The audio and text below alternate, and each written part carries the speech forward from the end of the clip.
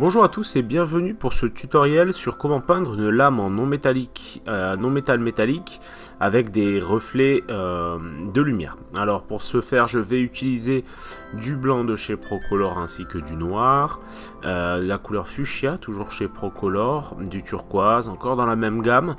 Ainsi que deux teintes qui vont me servir à la base. Il y a le whisky qui va me servir à la fin plutôt, et le Dunstone Grey de chez Games Workshop. C'est parti.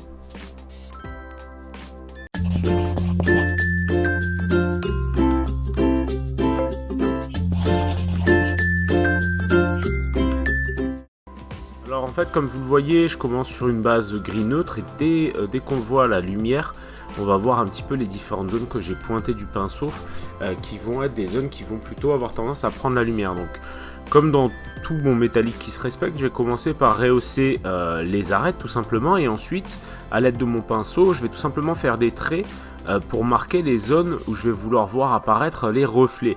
Ces reflets, en gros, je les ai vus tout simplement en regardant la lame un petit peu dans tous les sens.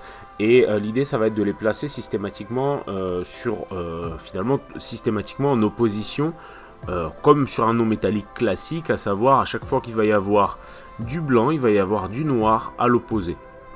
Alors cette fois, sur cet exercice là de non métallique, je vais vraiment pousser à l'extrême mes zones de blanc, et à chaque fois je vais faire un trait puis je vais dégrader dans la direction de ce trait.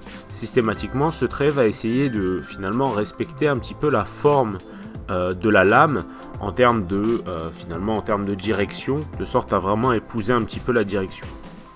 Ensuite, je reviens, une fois ceci fait, avec du noir. Ce noir, en fait, il va me permettre tout de suite de contraster un maximum, et je vais tout de suite aussi faire la part des choses, c'est-à-dire que je vais commencer à dissocier la face haute qui va prendre beaucoup plus la lumière, et les deux petites faces sur les côtés et la face plate du centre qui vont prendre potentiellement moins de lumière que la face haute. D'où finalement ma dilution suffisante pour venir faire un voile et un filtre sur l'entièreté de la surface, pour avoir finalement vraiment des arêtes, des surfaces planes, un tranchant plus sombre de façon générale. Je reviens ensuite, une fois que je suis passé au noir, au blanc, comme d'habitude. On va alterner noir et blanc, mais ça, si vous faites un peu de non métallique, vous avez l'habitude.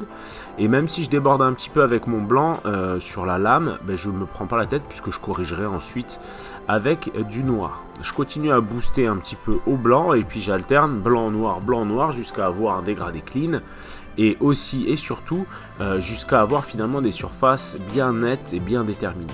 Ces différents reflets, finalement, ça change pas beaucoup ma façon de travailler le non métallique, à savoir les principes de base, les contrastes très marqués, les dégradés les plus clean possibles, et finalement la seule grande différence, ça va être le fait de ajouter des lignes de reflets de lumière, ainsi que le fait de venir en fait mettre des intensités différentes selon les différentes surfaces, pour bien représenter finalement les surfaces qui prennent le plus la lumière et les autres. Donc comme vous le voyez, je continue à alterner blanc et noir, et ici en fait je reviens même avec une touche de blanc cassé, de sorte à avoir des lumières intenses, moins intenses sur les surfaces sur les côtés. Je reviens ensuite avec mon turquoise et mon fuchsia, donc mon turquoise plutôt dans les zones plutôt lumineuses, je dirais, et mon fuchsia plutôt dans les zones un peu plus sombres, de sorte à donner cette sensation de reflet un peu plus lumineux. Je reviens ensuite, tout comme d'habitude, au noir, parce que j'ai vraiment envie de distinguer les différentes facettes de cette lame, et enfin avec un peu de whisky, juste pour continuer de teinter la lame et casser quelques petites zones et recréer des transitions plus douces entre les différentes couleurs. Voilà pour ce petit tutoriel, j'espère que ça vous aura plu. Si ce n'est pas déjà le cas, n'hésitez pas à vous abonner à mon YouTube, n'hésitez pas à me suivre aussi sur Facebook et Instagram, et à devenir mon patron sur Patreon si le cœur vous en dit. Je vous dis à bientôt pour la prochaine vidéo.